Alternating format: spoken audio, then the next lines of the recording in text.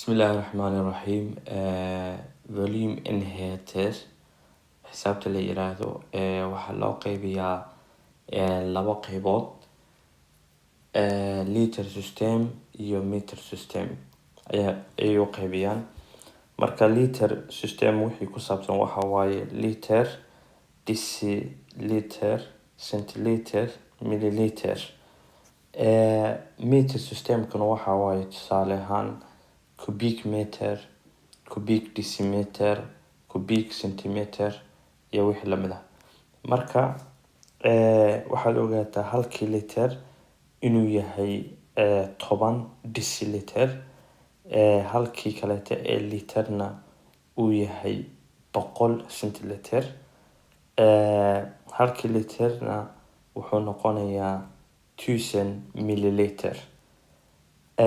Marka tusaale yar ayaan halka ku haysanaa insha Allah taala maanta.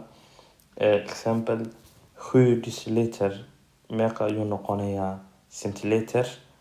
Marka hore waxaad ogaataa markii liter deciliter loo bedelayo ama liter markii deciliter loo xisaabinayo ama intay noqonayso waxa waaye gonger t la leeyahay.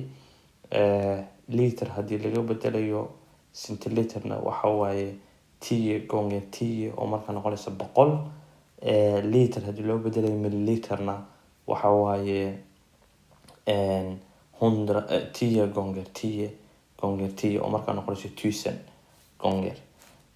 Marka waxaan u bedelaynaa 7 deciliter waxaan u bedelaynaa centiliter.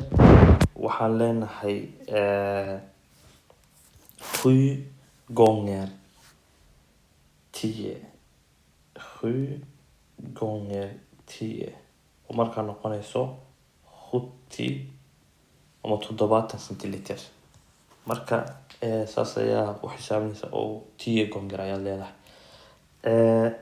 6 milliliter hadda u bedelaysid liter, iyadana waxaad ogaataa milliliter haddii loo bedelayo centiliter waxa waaye t dela 10 baa u qaybinaysaa.